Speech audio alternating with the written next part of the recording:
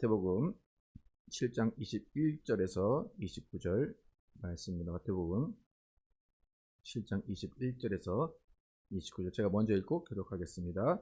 나더러 주여 주여 하는 자마다 다 천국에 들어갈 것이 아니요 다만 하늘에 계신 내 아버지의 뜻대로 행하는 자라야 들어가리라.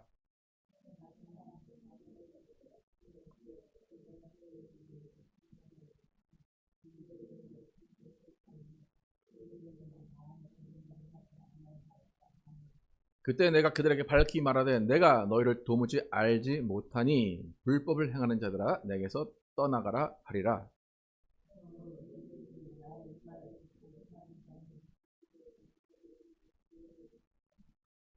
비가 내리고 창수가 나고 바람이 불어 그 집에 부딪히되 무너지지 아니하나니 이는 주추를 반석 위에 놓은 까닭이요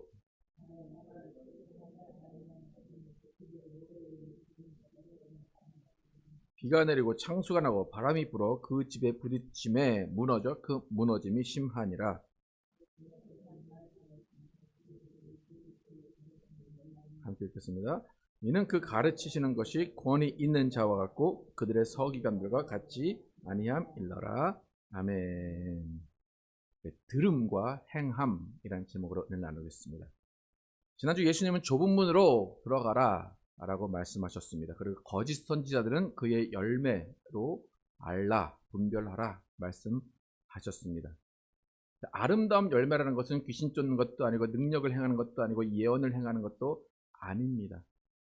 각자의 삶의 자리에서 선한 입으로 선한 마음으로 선한 말을 하고 선한 행동을 하면서 나 자신의 변화 또 내 주위를 변화시키는 것, 그것이 아름다운 열매입니다.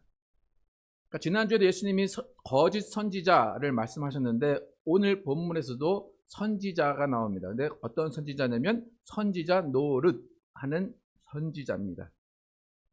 그러니까 개역개정과 개역 한국말 성경에서 모두가 노릇한다, 노릇이라는 말이 나옵니다. 노릇이라는 것은 내가 계획하지 않아도 잘 이루어졌을 때 또 타고난 능력이 좋아서 별 노력을 하지 않았는데도 그 일이 잘 이루어져서 내가 뭔가 된 것처럼 내가 이것을 이룰 수 있다고 착각하는 것, 그것이 바로 노릇입니다. 그러니까 운이 좋아서 딱 걸려든 것, 그것이 노릇입니다. 무슨 말인가 하면 하나님의 일을 할 때 선지자 노릇한 사람들은 진실함, 하나님과의 깊은 교제가 모자랐다는 것입니다.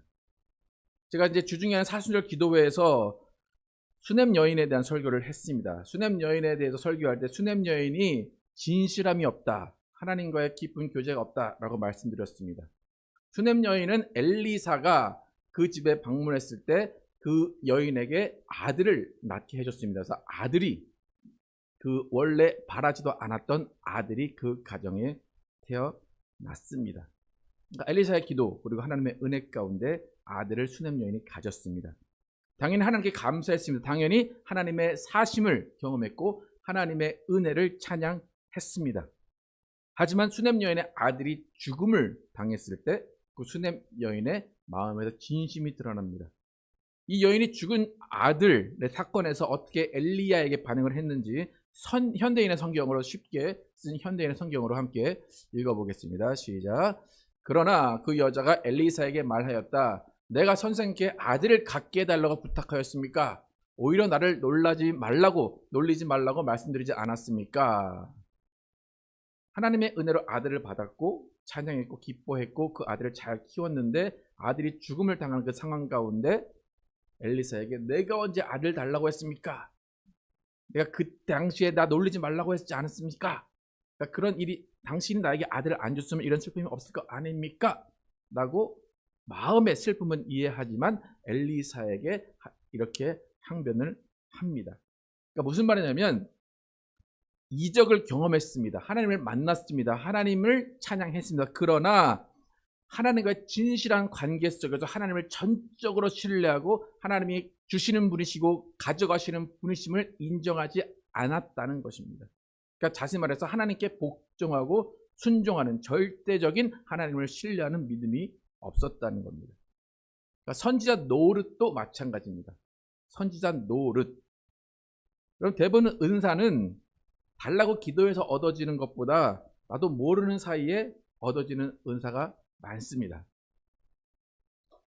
귀신 쫓는 권능이나 예언이나 능력, 선지자들이 행했다고 하는 그 능력들, 대부분 이 선지자 노릇한 사람들은 이런 케이스일 겁니다. 어느 날 갑자기 귀신 들린 사람이 나한테 오더니 갑자기 호록 하고 쓰러지거나, 갑자기 너 누구냐? 왜 나한테 오냐? 그렇게 말하는 그런 경험을 한 사람일 것입니다. 또 뭣도 모르고 손을 얹었는데 병이 낫는 이적을 체험한 사람일 것입니다. 그러다 보니까 하나님의 말씀이 나에게도 이루어지는구나. 처음에는 감격하고 하나님께 감사합니다. 그런데 시간이 지나다 보니까 이게 경험이 되는 거고 이것이 익숙해집니다. 그러니까 이렇게 하면 사람들이 나한테 몰려드는구나. 이렇게 하면 하나님의 역사인 것 같이 사람들이 생각하는구나. 또 이렇게 해주면, 이렇게 고쳐주면 그 다음에 나에게 헌금을 주는구나 라는 마음이 들기 시작합니다. 그러니까 그 다음부터는 하나님과 진실한 관계가 아니라 내 눈 앞에서 벌어지는 그 광경 가운데, 내가 손을 얹는 그 광경 가운데, 그 순간 가운데 일어나는 일들에 집착하게 됩니다. 그래서 많은 은사자들이 그 광경 때문에, 그 광경에 취해서 하나님과의 교제를 하지 못해서 실패하는 경우가 많이 있습니다. 그런데 이렇게 하나님이 은사를 주실 때 정말로 선지자다라고 할 수 있는, 정말로 신실한 그 은사자들은 이게 내 능력이 아니다라는 것을 정말로 압니다. 나는 아무것도 아닙니다라고 고백하면서 정말로 하나님 앞에 더욱더 무릎 꿇고 더욱더 기도하고 더욱더 하나님과 깊은 교제 가운데 있는 사람이 정말로 신실한 은사자입니다. 그런데 내가 병 고쳤다고, 내가 능력을 행한다고, 내가 예언한다고 하니까 나는 특별한 사람이구나, 나는 하나님이 택한 사람이구나, 그러면서 다른 사람들 무시하거나 다른 사람들 이런 능력이 없다는 것을 판단하기 시작하면 결국에 끝에 가서는 선지자 노릇한 것밖에 될 수가 없습니다. 그래서 예수님께서 말씀하신 선지자 노릇한 사람이 그런 사람들입니다. 분명히 예수의 이름으로 귀신을 쫓고 예수의 이름으로 예언을 하고 예수의 이름으로 능력을 행했지만 그 사람들은 노릇만 한 것입니다. 노릇했다. 아까도 말씀드렸지만 우연히 걸려든 겁니다. 얻어진 겁니다. 내 노력이 아니었는데도 분명히 정말 내 노력보다 더 크게 나타난 겁니다. 여러분, 천국에 들어가는 것은 얻어 걸려서 들어가는 게 아닙니다. 우연히 누구의 말에 의해서 교회에 왔더니 당신은 사랑받기 위해 태어난 사람입니다. 당신을 위해 천국이 마련되어 있습니다. 라고 해서 나는 천국 갔구나 라고 생각하는 것이 아닙니다. 그러니까 예수님이 오늘 선지자 노릇하는 사람들에게 말씀하시는 것은 뭐냐면 천국은 우연히 가는 게 아니라는 것입니다. 천국은 사모하는 자들이 가는 것이다. 그렇게 예수님은 정의하시는 겁니다. 그럼 천국을 사모하십니까? 천국을 가야 되겠다고 정말 간절히 원하십니까? 천국을 사모한다는 것은 뭐냐면 천국을 내가 정말로 가야 되기 때문에 어떻게 가야 되나를 계속 생각하고 노력하고 그렇게 산다는 것입니다. 그러니까 노릇한다는 것과 사모한다는 것은 너무나 다른 겁니다. 그러니까 예수님의 기준에 천국을 사모하는 사람이 어떤 사람인지 한번 오늘 본문 21절을 읽어보겠습니다. 천국을 사모하는 것이 어떤 것인지 21절 시작. 나더러 주여 주여 하는 자마다 다 천국에 들어갈 것이 아니요 다만 하늘에 계신 내 아버지의 뜻대로 행하는 자라야 들어가리라. 노릇하는 자가 있고 사모하는 자가 있습니다. 여기서 짧은 구절이지만 노릇하는 자와 사모하는 자의 구별이 이루어집니다. 주여 주여 하는 자들은 어떤 자들입니까? 사실 공통적입니다. 주여 주여는 다 합니다. 노릇하는 사람과 사모하는 사람 다 주여 주여 합니다. 그런데 뭐에서 갈라지냐면 아버지의 뜻대로 행하는 자가 천국을 사모하는 자입니다. 천국을 사모하지 않고 난 천국 갈 거야, 내가 능력이 나타나는 내가 안 가면 누가 가? 그 사람들이 천국을 사모하는 것이 아니라 노릇하는 사람들입니다. 이렇게 두 부류로 나눠집니다. 그러니까 주여 주여는 다 같이 하지만 그 다음에 천국을 사모하기 때문에 떨리고 두려운 마음으로 구원을 이루어가는 정말 내가 이렇게 하면 하나님이 좋아하실까? 저렇게 하면 하나님이 좋아하실까? 그러면 아버지의 뜻을 구하고 행하는 것, 그것이 천국을 사모하는 것입니다. 그러니까 천국을 사모하기 때문에 그 좁은 문에 들어가려고 아름다운 열매를 맺는 것입니다. 또한 천국을 사모한다는 것은 뭐냐면 천국이 값지다 라는 것을 인정하는 것입니다. 마태복음 13장 44절 함께 보겠습니다. 시작. 천국은 마치 밭에 감추인 보화와 같으니 사람이 이를 발견한 후에 숨겨두고 기뻐하며 돌아가서 자기의 소유를 다 팔아 그 밭을 사느니라. 천국은 값지고 보화입니다. 그러니까 보화인 천국을 발견했는데 마음만 있고 그냥 저건 내가 갈 수 있어, 내가 가질 수 있어 라고 하면 그 천국은 우리가 가질 수가 없는 겁니다. 그 보화인 천국을 가지려면 어떻게 내 소유를 다 팔아서 그거를 사야 된다는 것입니다. 그러니까 이 내 소유를 다 판다, 이것은 물질만을 이야기하는 게 아닙니다. 나의 마음, 나의 시간, 나의 정성, 나의 행동, 나의 삶 전체를 천국에 쏟아 부어야 된다는 겁니다. 결국 내 삶 자체, 내 행함이 어떻게 되느냐에 따라서 내가 천국을 사모하느냐 노릇하느냐가 결정된다는 겁니다. 내가 천국에 들어갈 삶, 하나님 예수님이 아버지의 뜻대로 행해야 된다라고 했는데 그것을 행하지 않고도 난 천국 갈 거야라고 100% 믿는 사람은 노릇한 사람입니다. 그러니까 어떻게 사느냐의 문제예요. 어떻게 행하느냐의 문제예요. 여러분 성경책에 보면 예수님의 말씀이 무슨 색깔로 되어 있습니까? 네. 빨간색은 예수님의 말씀 맞죠, 그죠? 그러면 그 말씀이 이루어집니까? 안 이루어집니까? 네. 아버지 뜻대로 행하는 자라야 천국에 들어간다. 이루어집니까? 안 이루어집니까? 네. 근데 우리는 많은 경우에 예수를 입으로 주라고 시인만 하면 들어간다라고 서로가 서로를 위안하면서 그렇게 서로가 서로를 믿게 합니다. 여러분 아버지의 뜻대로 행하지 않으면 천국에 못 갑니다. 아멘입니까? 예수님께서 마태복음 22장에서도 혼인잔치 비유를 통해서 천국을 말씀하십니다. 예수님이 천국 잔치에 사람들을 초청을 합니다. 초청을 하는데 나는 뭐 결혼식이 있어요, 나는 뭐가 바빠요, 나는 장가 가야 돼요 라고 해서 초청에 응하지 않습니다. 그래서 그 주인이 그 사람들을 다 죽입니다. 근데 잔치는 벌여야 돼요. 그러니까 길거리에서 사람을 모아라 그래가지고 길거리에서 아무나 지나가는 사람 막 초청을 했습니다. 초청을 해서 이제 잔치에 참여했는데 그 중에 어떤 한 사람이 예복을 입지 않고 왔어요. 그러니까 그 주인이 왜 너는 예복을 입지 않았냐? 당연히 길거리에서 왔으니까 예복을 입지 않았겠죠. 근데 그 예복 입지 않은 사람을 밖에 나가서 쫓아내고 그가 슬피 울며 이를 갈미 있으리라 라고 하시면서 천국에 대해서 그렇게 초청한 자는 많지만 택한 사람은 택을 받은 사람은 없다 그렇게 말씀을 하십니다. 마태복음 22장 14절 함께 읽겠습니다. 시작. 청함을 받은 자는 많되 택함을 입은 자는 적으니라. 초청을 받은 사람은 많습니다. 예복 입은 사람, 택한 사람은 적습니다. 여러분 잘 생각을 해보십시오. 우리는 지금 천국에 초청을 받은 사람입니다. 근데 초청을 받은 것 가지고 천국에 갔다, 천국에 있다고 착각하지는 않는가? 천국에 초청을 받은 자 있는데 나는 택함 받아서 이미 천국에 갔다라고 착각하고 있지는 않은가? 그러니까 오늘 본문에서 똑같이 말씀하세요. 22절 함께 읽겠습니다. 시작. 그날에 많은 사람이 나더러 이르되 주여 주여 우리가 주의 이름으로 선지자 노릇하며 주의 이름으로 귀신을 쫓아내며 주의 이름으로 많은 권능을 행하지 아니하였나이까 하리니. 영어 성경 many will say, 많은 사람이 노릇한 이 사람들이 예수님 앞에 나와서 나는 이렇게 하지 않았습니까? 라는 것은 뭡니까? 초청장을 받았다는 겁니다. 예수님 앞에 나와서 나 초청장 있습니다. 그것을 드러내는 거예요. 나 초청장이 있는데 왜 천국에 들여보내지 않습니까? 라고 말하는 거예요.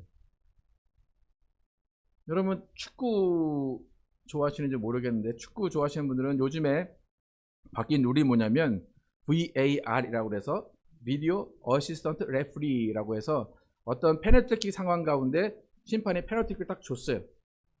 근데 상대편에서 이거 아니야, 나는 반칙 안 했어 라고 하면 심판이 비디오를 혼자 판독해서 그 판독한 비디오를 통해 다시 그 심판의 결정을 번복하는 것입니다.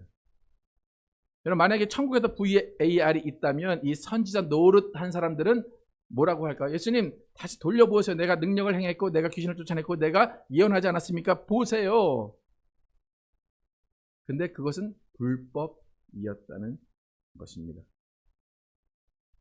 오늘 이 구절 가운데 예수님이 천국 말씀하실 때 선지자 노릇한 자들이 초청장을 받았습니다. 그리고 예수님 앞에 섰습니다. 그것은 뭡니까? 지옥은 안 갔다는 겁니다. 좁은 문 앞에까지는 초청장이 있기 때문에 너 천국 와, 한번 와. 초청장이 있기 때문에 갔어요. 근데 초청한 사람, 청한 사람은 많으나 택한 자는 없다. 택함을 받은 자는 별로 없다는 거예요. 그러니까 초청장을 받아서 천국에 갔지만 천국 밖에서 슬피 울며 이를 갈 수밖에 없는 사람들이 선지자 노릇 했다는 것입니다. 그럼 천국에 들어가는 사람은 어떤 사람이라고 예수님 말씀하셨습니까? 아버지의 뜻대로 행하는 자가 천국에 들어간다는 것입니다. 여러분 잘 생각하십시오. 여러분 초청장을 받으신 분들입니다. 그죠? 여러분 초청장만 갖고 있습니까? 천국 갔습니까? 초청장은 다 있어요. 초청장이 있어야 가죠. 초청장은 다 있어요. 근데 천국 간 사람 아무도 없어요. 누가 천국 간 아무도 없어요. 지금 다 낙원에 자고 있죠. 그죠? 다 초청장 받고 있는 거예요. 지금. 내 초청장도 없다고 생각한 건 정말 심각한 겁니다. 그죠? 네. 다 초청장을 받고 있어요. 근데 그 다음에 문제는 예수님이 원하시는 것은 뭐예요? 아버지의 뜻대로 행하라는 거예요. 근데 지금 한국 기독교가 이 행한다는 것에 대해서 전혀 무시하기 때문에 초청장만 갖고 있다 들어간다고 믿고 있다는 겁니다. 근데 왜 이렇게 우리가 초청장 받은 것으로 천국 갔다고 오해를 하게 될까? 어디부터가 문제일까? 예수님이 지금 이 구절에서 그 원인을 조목조목 설명해 주십니다. 24절에서 27절까지 함께 읽어보겠습니다. 24절부터 시작. 그러므로 누구든지 나의 이 말을 듣고 행하는 자는 그 집을 반석 위에 지은 지혜로운 사람 같으리니 비가 내리고 창수가 나고 바람이 불어 그 집에 부딪히되 무너지지 아니하나니 이는 주추를 반석 위에 놓은 까닭이요 나의 이 말을 듣고 행하지 아니하는 자는 그 집을 모래 위에 지은 어리석은 사람 같으리니 비가 내리고 창수가 나고 바람이 불어 그 집에 부딪힘에 무너져 그 무너짐이 심하니라. 조금 전에 읽었던 본문 21절 나더러 주여 주여 하는 자마다 천국에 들어갈 것이 아니요 다만 하늘에 계신 내 아버지의 뜻대로 행하는 자에 들어가리라. 주여 주여는 똑같아요. 그죠? 공통으로 주여 주여 부릅니다. 그런데 나머지 하나의 차이는 아버지 뜻대로 행하느냐예요. 오늘 24절에서 27절도 똑같습니다. 주여 주여가 공통점이듯이 24절과 26절의 사람의 공통점은 뭡니까? 빨간색? 말을 듣고입니다. 듣고까지는 똑같아요. 듣고. 근데 차이는 뭐예요? 행하느냐, 행하지 않느냐입니다. 그러니까 행함의 차이로 집이 무너지냐, 무너지지 않느냐, 천국에 들어갈 수 있느냐, 없느냐가 차이가 난다는 겁니다. 그럼 다시 말씀드리면 여러분 예수님 말씀을 들었습니다. 예수를 인정했습니다. 초청장을 받고 계시고 여러분 천국에 갈 가능성이 99%라고 할 수도 있습니다. 그런데 행함에 의해서 천국은 들어가느냐 못 들어가느냐가 결정이 된다는 겁니다. 여러분 초청장까지 받았는데 천국 못 들어가면 되게 억울할 것 같지 않습니까? 슬피 울며 이를 간다는 게 여러분 어떤 건지 아십니까? 내가 1%만 더 했을걸. 저 사람들은 저렇게 들어가는데 나는 왜 못 들어갈까? 그러면 슬피 울며 이를 간다는 것입니다. 예수님은 이 말을 듣고 그러니까 들음에 대해서 말씀하십니다.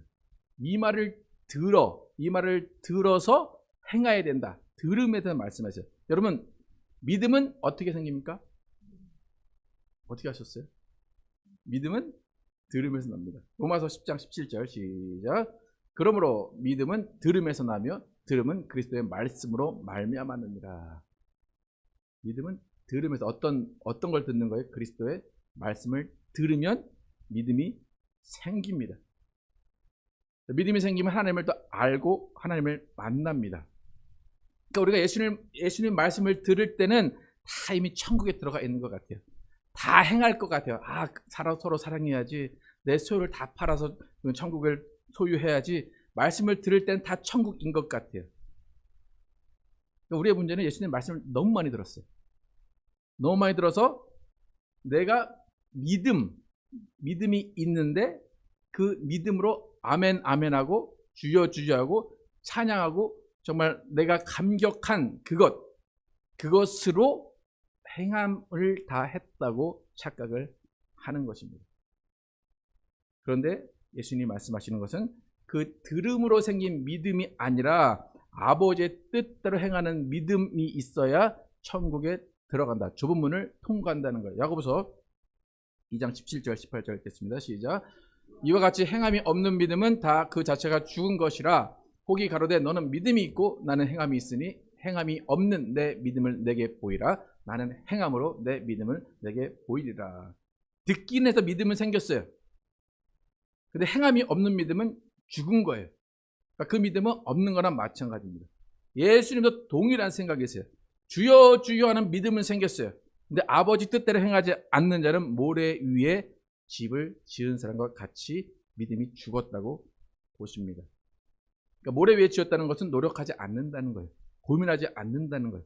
내 마음대로 내 편한 대로 삶을 산다는 거예요. 성경을 읽긴 있는데 내 편한 것만 골라서 읽는다는 겁니다. 율법은 폐해졌으니까 율법은 안 지켜도 돼. 자유해야 돼 라고 하면서 내 마음대로 내 식대로 하나님을 만든 것, 그것이 모래 위에 지은 겁니다. 말씀은 듣고 읽었지만 행함이 없는 겁니다. 반대로 반석 위에 지었다는 건 뭡니까? 말씀을 묵상하고 고민합니다. 내 삶을 돌아봅니다. 아버지의 뜻대로 행하려고 노력하면서 삽니다. 그것이 반석 위에 지은 집이고 믿음입니다. 그래서 무너지지 않습니다. 여러분, 우리가 성찬식을 왜 합니까? 한 달에 한 번씩. 이 기회를 통해서 내 죄를 들여다보는 거예요. 내 삶을 들여다보는 거예요. 왜요? 내가 이것을 먹고 마실 때마다 내 죄를 먹고 마시는 것은 아닌가 돌아보는 것입니다. 그래서 우리는 성찬을 할 때도 마음가짐부터 시작해서 복장부터 시작해서 모든 것들이 다 하나님께 합당하게 나가야 되는 것입니다.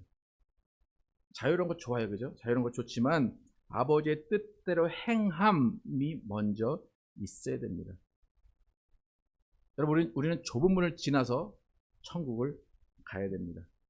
여러분, 절대로 들은 것으로 만족하지 마시기 바랍니다.